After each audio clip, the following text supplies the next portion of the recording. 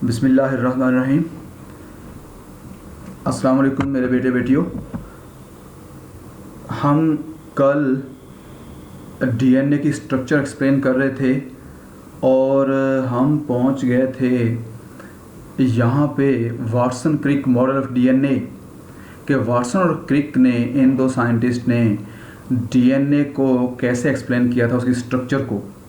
जब वो ये काम कर रहे थे तो उन्हीं दिनों में ही उनका रफ आइडिया ये था कि डीएनए की स्ट्रक्चर जो है ये दो चेन होते हैं और वो जिगजैग फॉर्म में, बलदार शक्ल में होते हैं, डबल हेलिक्स फॉर्म में होते हैं।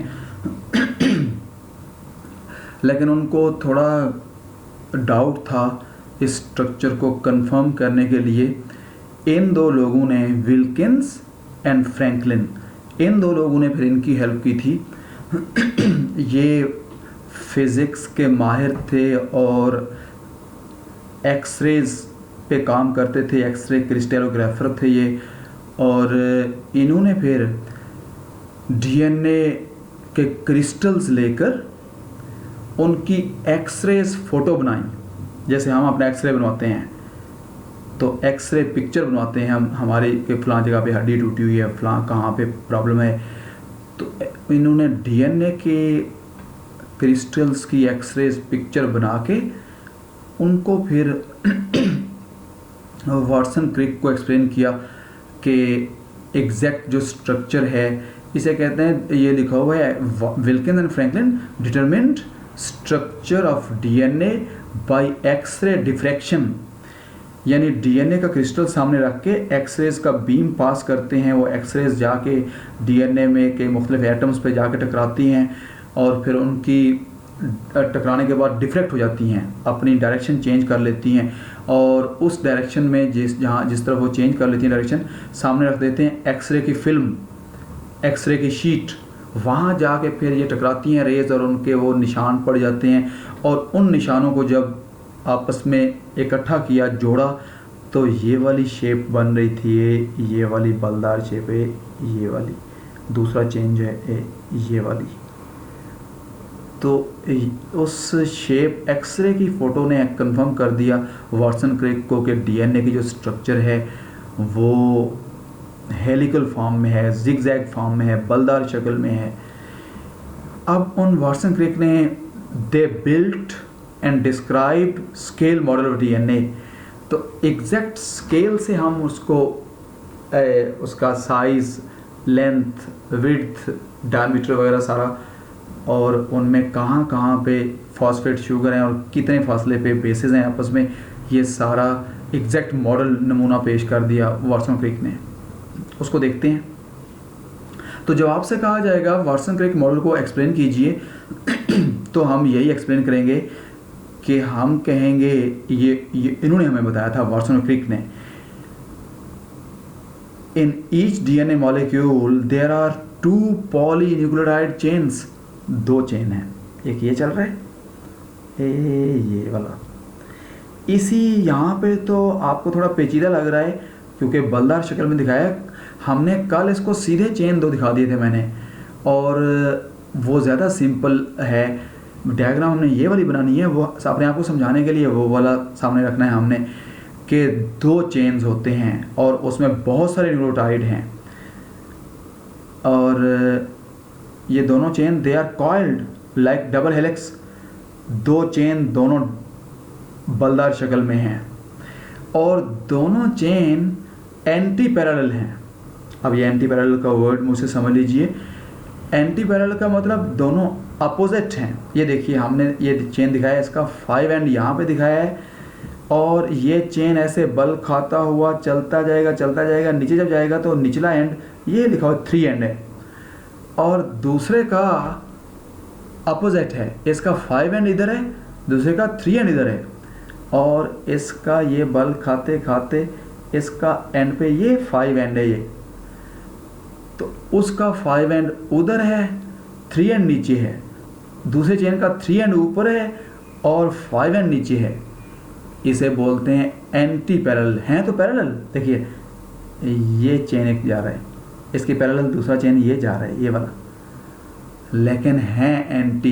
एक का 5 एंड है तो दूसरे का ऊपर 3 एंड है, सेम एंड नहीं है। अब ये भी आपको सिखाता हूँ कि 5 एंड और 3 एंड का क्या मतलब है। ये अगली डायग्राम में, डिटेल वाली डायग्राम में, केमिस्ट्री वाली डायग्राम में आपको मज़ीद सिखाता हूँ आपको। तो एंटी पैरेलल का सिंपल मतलब यही हो गया कि दो चेन्स हैं, पैरेलल फॉर्म में पड़े हुए हैं और दोनों एक दूसरे के अपोजिट हैं, एंड्स जो हैं इनके। इनकी जो डीएनए की जो बैकबोन होती है शुगर और फॉस्फेट से बनी होती है। ये मेन ढांचा है, ये phosphate sugar, phosphate sugar, phosphate sugar. कौन सा शुगर? डीऑक्सीराइबोस। तो यहाँ पे आप डी भी लिख सकते हैं एस की जगह पे, डीऑक्सीराइबोस। तो phosphate sugar, phosphate sugar, phosphate sugar, पूरी बैकबोन, पूरा ढांचा इसका उसका बना हुआ है। और दूसरी चेन का भी phosphate sugar, phosphate sugar, phosphate sugar, phosphate sugar, सारा ये बैकबोन। और सेंटर में बेसेस लगी हुई है, नाइट्रोजन बेस। ये देखिए, इस शुगर के सेंटर की तरफ एक बेस है, तो सामने वाले चेन के शुगर के साथ दूसरा बेस है। और आपको ये देखिए कि बेसेस जो हैं वो शायद कल मैंने एक्सप्लेन कर दिया था, मज़ीद एक्सप्लेन आज कर देते हैं कि बेसेस यहाँ पे ए है तो सामने हमेशा इसके सामने होता है टी। ये मैंने कहा था कल, एक चेन में अपनी मर्ज़ी से लगा दीजिए बेसिस, दूसरे चेन में हमारी मर्ज़ी नहीं चलेगी। मैंने ऐसे कहा था अल्लाह की मर्ज़ी चलेगी।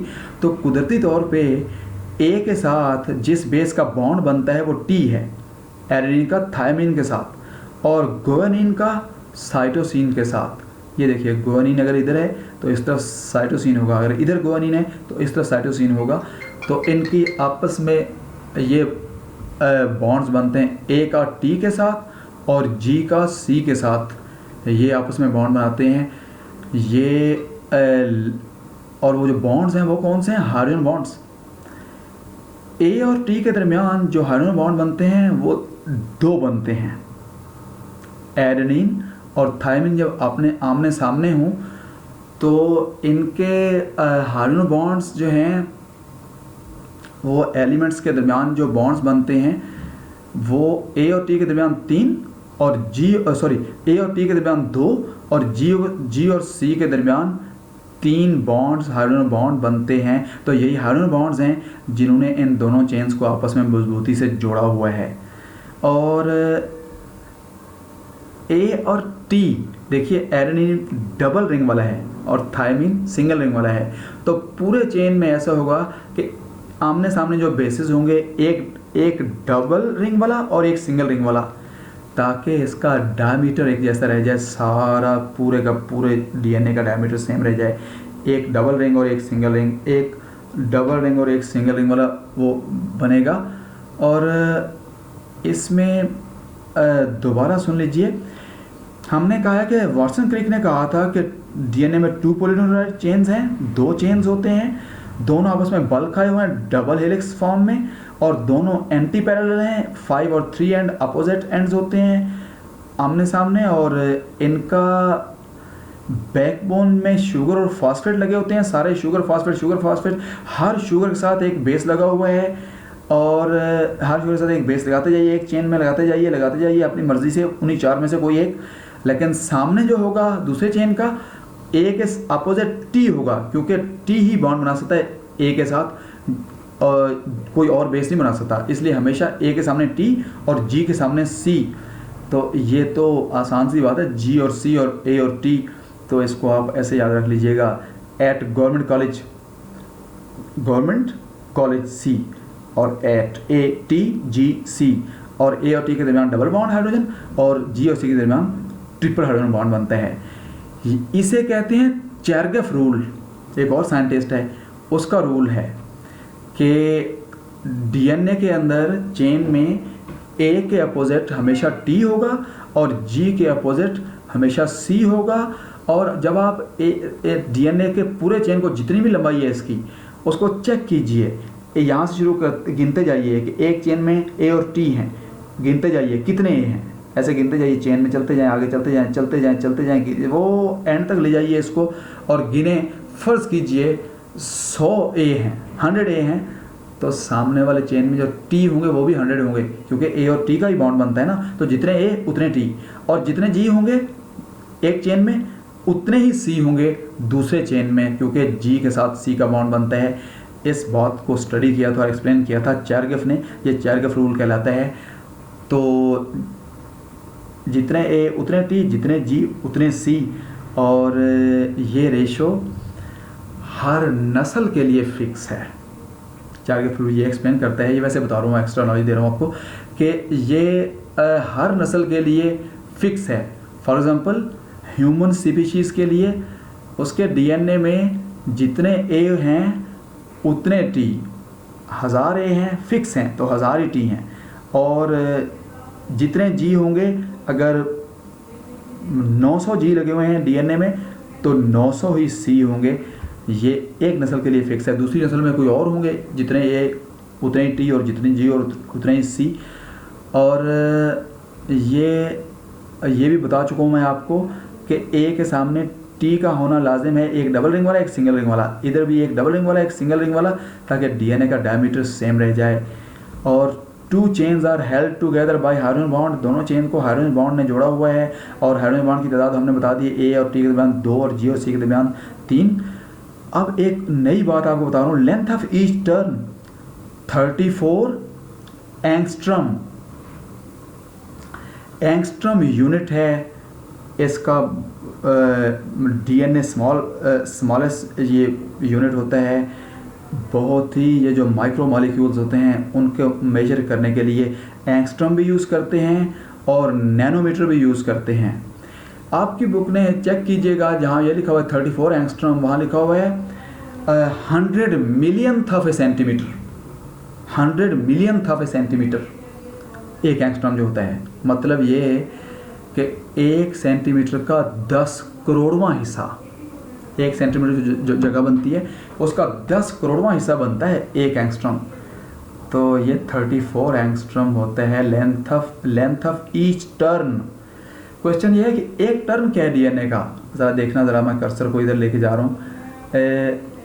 ये कर्सर आपको आज वाइट है, वो कलर नहीं है, तो वो आपको कलर जब आप देखोगे नज़र आएगा। तो ये एक टर्न यहाँ शुरू कीजिए, इसको बल दे दिया है, ये बल जारी है यहाँ तक, एक टर्न है इस जगह तक, ये एक टर्न है यहाँ से स्टार्ट करके अगला बल खाने तक, यहाँ तक एक टर्न है ये। ऐसा इसका एक टर्न है, चलते जाइए आगे ले जाइए यहाँ तक, ये एक टर्न है सारा। तो एक टर्न की लंबाई जो है वो 34 एंगस्ट्रम, एमसीक्यू के तौर पे ज़रूर याद रखना। और इस एक टर्न में यहाँ तो हमने फर्जी तौर पे शो कर दी हुई हैं, असल में हम एग्जैक्ट गिने नेचुरल डीएनए के अंदर कि एक टर्न में कितनी बेस पेयर्स हैं, बेसेस गिनते हैं, ऐसे गिनते जाएंगे, एक बेस, दूसरा बेस, तीसरा बेस, चौथा बेस। तो यहाँ से लेकर यहाँ तक एक टर्न में जो बेसेस एक धागे में हैं 10 होती हैं, दूसरे धागे में गिनोगे तो सामने भी ज़ाहिर है 10 ही होंगी। तो इसे कहते हैं 10 बेस पेयर्स, पेयर है ना, एक पेयर और दूसरा पेयर और तीसरा पेयर, और ऐसे गिनते जाएंगे। तो एक टर्न में 10 पेयर्स होती हैं, और फासला जो है 34 एंगस्ट्रम का है एक टर्न में। ये बात भी आपने ज़रूर याद रखनी है। अब हम थोड़ा सा आगे बढ़ रहे हैं, इसी थोड़ा सा ये देखिए। अब उसी स्ट्रक्चर को सेम जहाँ पे मैंने सीधा सीधा लिखा था, शुगर और साइटोसिन, गुआनिन और फॉस्फेट और ये सारा कुछ लिख दिया था, अब उसकी केमिकल स्ट्रक्चर हमने बना दी है यहाँ पे। इस केमिकल स्ट्रक्चर में मैं पूरी स्ट्रक्चर आपको दिखाता हूँ। इस ये वाली स्ट्रक्चर थोड़ा सा और ऊपर करते हैं, ये देखिए, ये थोड़ा सा हिस्सा हमने दिखा दिया है, ये उसका डी लिख दिया है, यहाँ शुगर बनाया हमने। अब स्ट्रक्चर बना दिया हमने उस शुगर की, आपको बनाना आती है सारे बच्चों को। ये sugar, phosphate, sugar, phosphate, sugar, phosphate, sugar, phosphate, एक चेन हमने ऐसे दिखा दिया, हर शुगर के साथ एक बेस जोड़ दिया। फॉर एग्जांपल यहाँ थायमिन जोड़ा है, यहाँ साइटोसिन जोड़ा है, और शुगर की कौन से कार्बन पे, 1 पे, आपको याद है ये देखिए कार्बन 1 है यहाँ पे, ये 2 होगा, ये 3 होगा, ये 4 होगा, 5 होगा, ये नंबरिंग कर दी हुई यहाँ पे 1 2 3 4 और 5 रिंग से बाहर है। तो पेंटोज शुगर के साथ कार्बन 1 पे अटैच होता है बेस, सारे ये 1 पे अटैच हैं, ये हमने अटैच कर दिए। और इसका 5 एंड पेंटोज शुगर का ऊपर है, ये देखिए 5 एंड दिखा दिया हमने उसका 5 एंड, इसको शो कर रहा होता है पेंटोज शुगर के 5 को। और शुगर का 3 एंड नीचे है, 5 ऊपर है 3 नीचे है। आखिरी शुगर दिखाता हूँ आपको, ये 3 एंड है इधर, ये इसलिए हम इधर दिखाते हैं 3 एंड और ऊपर दिखाते हैं 5 एंड।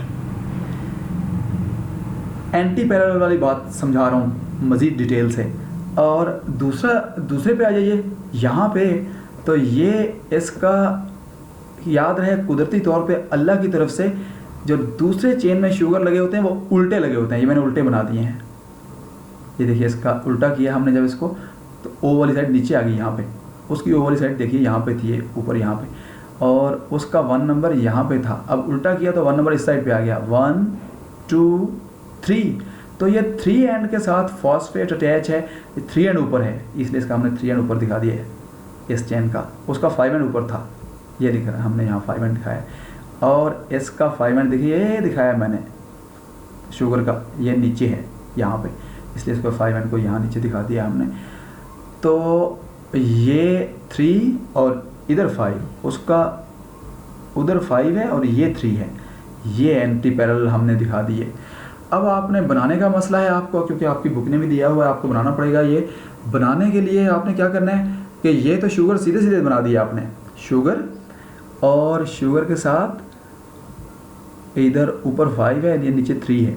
इस 3 एंड पे यहाँ पे आपको याद है OH ग्रुप था, और इसके साथ आपने फास्फेट जोड़ दिया, और फास्फेट को निचले शुगर से भी जोड़ना है। यहाँ पे फास्फो डाई एस्टर बॉन्ड, ये फास्फेट एक एस्टर बॉन्ड ऊपर शुगर से उसके OH से बना रहा है, और यही फास्फेट इधर इस शुगर CH2OH के साथ बॉन्ड बना रहा है। यहाँ पे एक एस्टर, ये एक ester phosphodiester bond बना रहा है यहाँ पे। और इधर शुगर उल्टे लगाने हैं, तो उल्टे भी बना सकते हैं आप अपना पेज जिसको रखा हुआ, जब आप एक चेन तो आपने सीधा रख के ऐसे पेज पे बना दिया आपने। जब दूसरा चेन बनाओगे, ये वाले शुगर बनाओगे, तो पेज को उल्टा कर लीजिए, पेज को उल्टा कर लीजिए। तो उल्टा कर लें, ऊपर वाली साइड नीचे ले जाएं, नीचे वाली साइड ऊपर ले जाएं। अब आप पहले ये ऊपर आ जाएगा, ये आप सीधा, अब आपके सामने सीधा नज़र आ रहे हैं, सीधे बना दीजिए, सीधा शुगर, ये भी सीधा आपके सामने आ गया। और जब उल्टा करेंगे, जब आप करेंगे आपको आइडिया हो जाएगा। तो अब आप वैसे बना दीजिए जैसे इस चेन को सीधे बनाए थे, उसके बाद दोबारा उल्टा कर दीजिए पेज को, तो बस एक चेन सीधा और एक चेन उल्टा आपके सामने होगा। तो इस तरह से ये बना के बेसेस इसके साथ भी यहाँ पे जोड़ दीजिए। कार्बन 1 के साथ शुगर के बेस जोड़ दें, इसके भी 1 के साथ, इसका भी 1 के साथ, इसका भी 1 के साथ। और उधर T था तो इधर A है, उधर C था तो इधर G है, इधर A था तो इधर T है, इधर G था तो इधर C है। और ये बॉन्ड्स दिखा दीजिए। ये बॉन्ड्स असल में केमिकली हाइड्रोजन बॉन्ड बाकायदा वो फिक्स हैं कि कहाँ बॉन्ड हाइड्रोजन बॉन्ड बनेगा। वो इलेक्ट्रोनेगेटिव इलेक्ट्रिकली नेगेटिव जो होते हैं चार्ज वाले, उनके साथ ये यहाँ पे बॉन्ड बनते हैं दूसरे बेस के साथ एक बेस का। तो यहाँ पे 2 पॉइंट्स होते हैं, 2 जगह हैं जहाँ बॉन्ड बन सकता है, और G और C में 3 जगह हैं जहाँ हाइड्रोजन बॉन्ड बन सकता है। ऐसे फर्जी नहीं लगाया हुआ, ये जहाँ बनेंगे वहाँ हमने दिखाए हैं। तो ये बस आपने दिखा दिया। ये टर्म भी, इसकी भी प्रैक्टिस कर लीजिएगा, प्रॉब्लम हो मुझसे दोबारा पूछ लीजिएगा। मैं आगे बढ़ रहा हूँ। आगे ये एक चीज़ है अमाउंट ऑफ DNA। ये कल एक छोटी सी बात है, DNA के एंड पे आखिरी बात है, ये कल आपको सिखाऊंगा कि हमारे कौन से सेल में कितना DNA की अमाउंट, एक छोटी सी आसान सी बात है, कल आपको सिखाऊंगा। अब मैं एक अगले पेज पे जा रहा हूँ, मैं नेक्स्ट पेज पे ये पेज दिखा रहा हूँ आपको।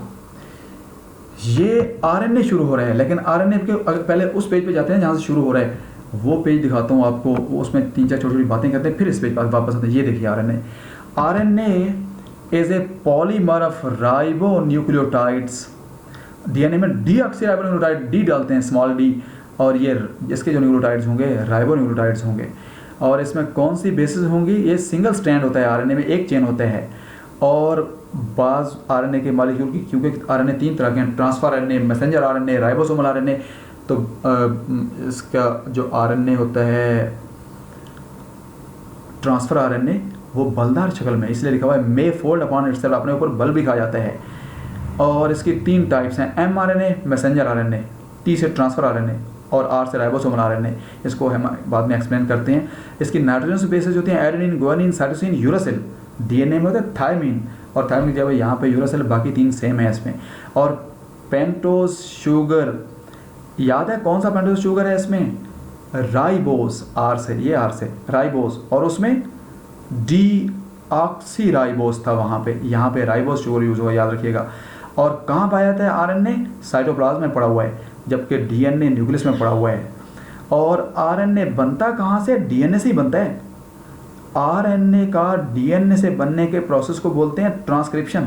Synthesis of RNA from DNA is called transcription.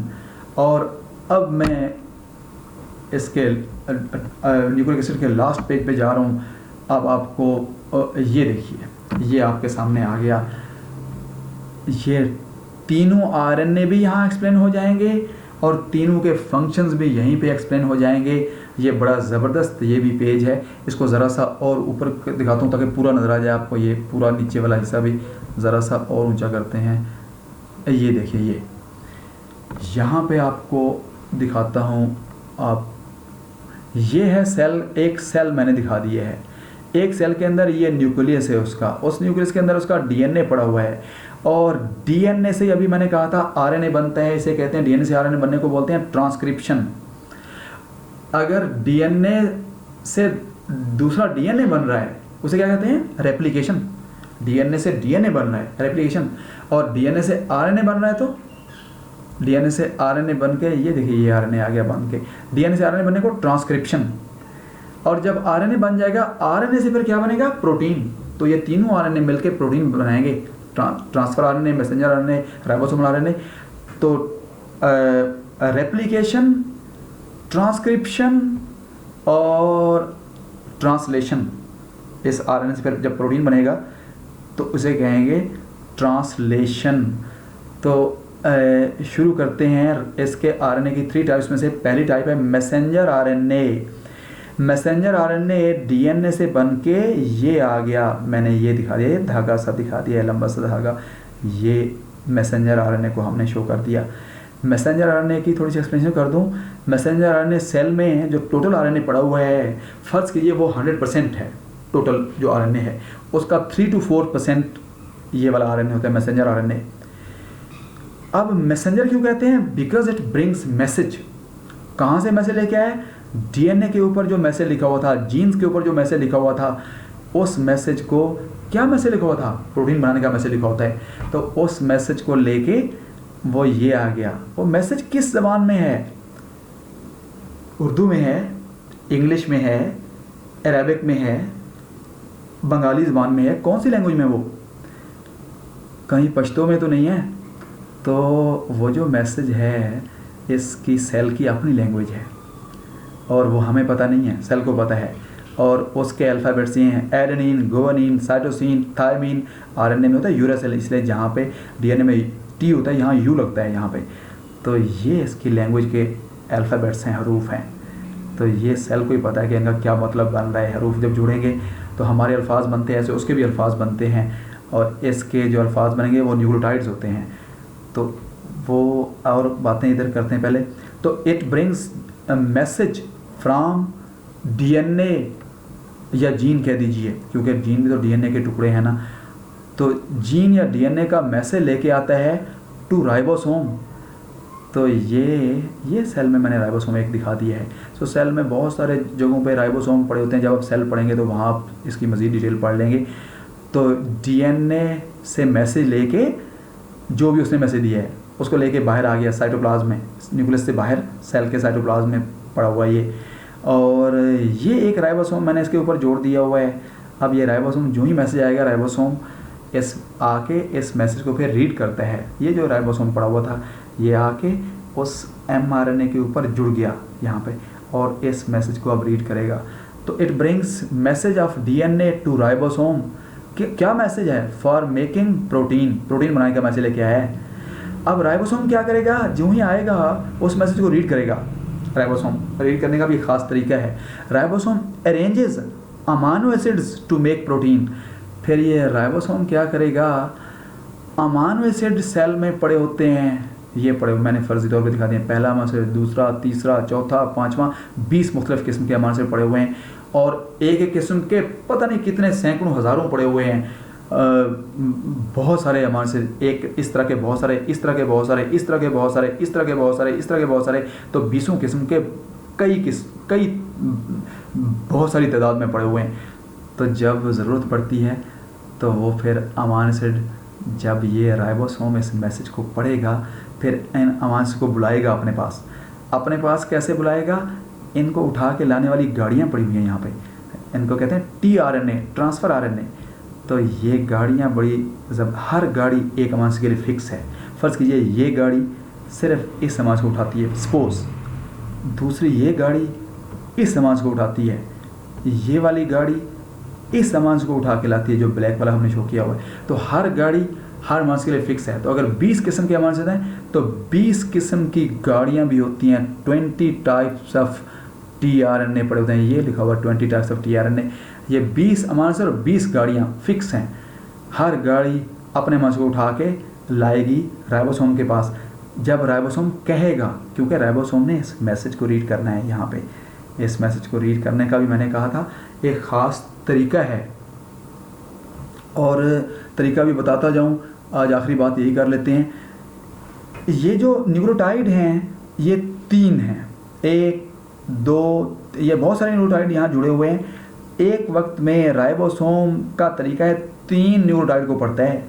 क्यों पढ़ता है 3 को? 2 को क्यों नहीं पढ़ता एक वक्त में? 1 को क्यों नहीं पढ़ता? क्योंकि 3 न्यूक्लियोटाइड का मतलब बनता है एक अमाइनो एसिड। 3 न्यूक्लियोटाइड के लिए एक अमाइनो एसिड लाया जाएगा, 3 न्यूक्लियोटाइड को पढ़ेगा और उसका मतलब बनता है फलां अमाइनो एसिड, जिसका मतलब बनता है गाड़ी ट्रांसफ़र RNA, उसी अमाइनो एसिड को उठा के लेके आएगा। ये लेके आ गया, देखिए। तो 3 न्यूक्लियोटाइड्स का मतलब एक अमाइनो एसिड, एक अमाइनो एसिड आ गया। फिर राइबोसोम आगे चल के अगले 3 को पढ़ेगा, फिर उस 3 के लिए एक और गाड़ी, एक और tRNA, एक और अमाइनो एसिड उठा के ले आएगा, यहाँ पे आ जाएगा। और फिर राइबोसोम इन अमाइनो एसिड को अरेंज करता है, जोड़ता जाता है, एक अमाइनो एसिड को दूसरे के साथ, तीसरे के साथ, चौथे के साथ, 5वें के साथ। तो जितना मैसेज यहाँ लिखा हुआ था उसकी जगह पे हर 3 न्यूक्लियोटाइड की जगह पे एक अमाइनो एसिड आ गया, अगले 3 की जगह एक और आ गया, अगले 3 की जगह एक और आ गया। इस तरह से सारे अमाइनो एसिड को राइबोसोम जोड़ देगा और प्रोटीन बना देगा। इस तरह से मज़ीद अभी इसकी डिटेल कल रहती है और कल इंशाल्लाह हम इसको इख्तिताम भी करेंगे, एंड भी करेंगे इस चैप्टर को। और चंद बातें रह गई हैं 10-15 मिनट की, फिर 10-15 मिनट फिर मैं आपको गाइड करूंगा कि इस चैप्टर को आपने कैसे तैयार करना है। आपने नोट्स जिन्होंने नहीं लिए वो ले लें, वो आपके लिए बेनिफिशियल हैं, वो आपके बेनिफिट के लिए मैं कह रहा हूँ, आप ले लीजिए ताकि इसको तैयार कर सकें। कुछ बच्चों ने ले भी लिए होंगे, तो कल इसको मैं मज़ीद आपको गाइड करूँगा। फिर कल आपको 100% इंशाल्लाह क्लियर कॉन्सेप्ट आ चुका होगा, 3 RNA कैसे मिलकर प्रोटीन बनाते हैं और कैसे जीन्स काम करते हैं और क्या तरीक़ाकार है, हर चीज़ आपको इंशाल्लाह कल क्लियर हो जाएगी। तब तक अल्लाह हाफ़िज़।